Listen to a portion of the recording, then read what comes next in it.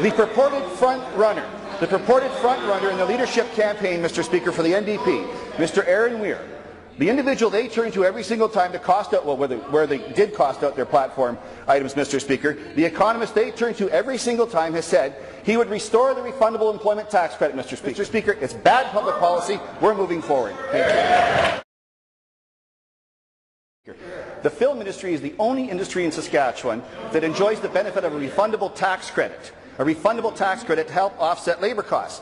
Now, we know what the position of Mr. Weir is on this. Mr. Weir has come out and said in his leadership contest for the NDP he would reinstate the refundable tax credit. And Mr. Speaker, the NDP position, the finance critic, when asked what he thought about that, said, I don't know, I need to study that plan, Mr. Speaker. We reduced taxes on this side of the House. The Minister of Finance reduced small business tax from 4.5% to 2% in the most recent budget. They want to increase taxes on small businesses, Mr. Speaker.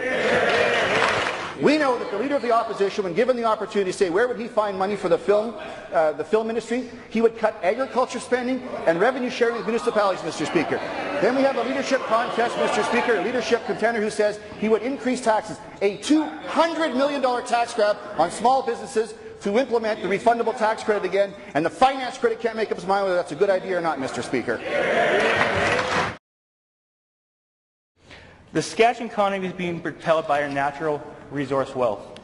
There's been a lot of debate about what we should do with royalty revenues once the debt is paid off, Mr. Speaker. There is some third-party quotes that I'd like to share with you about some of our future growth plans, and one of them is actually from, well, I'll read the quote first, Mr. Deputy Speaker.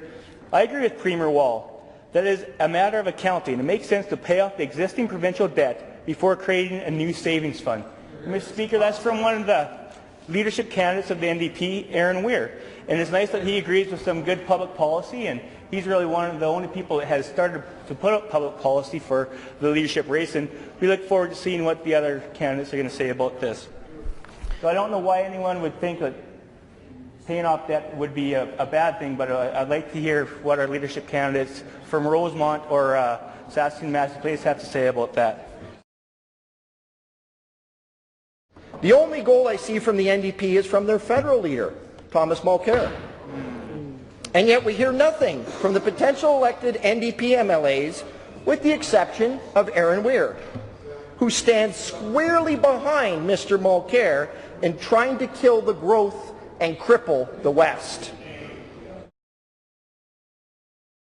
But if I'm not mistaken, the Erin Weir made this comment about a well-managed debt reduction program. I agree with Premier Wall that as a matter of accounting, it makes sense to pay off existing provincial debt before creating a new savings fund. I think that's positive. Mr. Speaker, that was one of the NDP candidates who put that up on his website, that he agreed with the Premier of Saskatchewan in taking a planned initiative in dealing with provincial debt. Dutch disease is the principle, the economic principle founded in the experience of Holland, where resource development spiked the currency, and currency hurt exports, and that hurt manufacturing. I think that one of them that's running for the leadership of their party, that aspires to be the Premier of this province, would stand up and say, our leader is wrong on this. Not one of them has. In fact, one of the leadership candidates has gone on to say, no, the federal NDP are right. There is Dutch disease here, and what we need to do is increase the taxes on the resource sector. Close loopholes, he said. Close loopholes, he says, increase the taxes on the resource sector, and that will dry up the overheated investment, I think is his notion, his theory. And that happening in Saskatchewan will change the Canadian dollar, Mr. Speaker.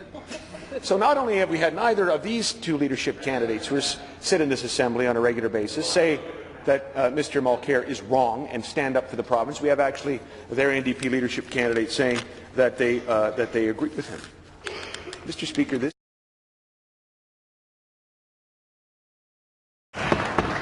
Mr. Speaker, in terms of the member that just spoke, his fellow candidates, including Mr. Weir, who's an economist, says, and perhaps a front runner, has looked at the members just proposed some of his proposals in his leadership campaign. The member for Massey Place has made a number of proposals, policy proposals.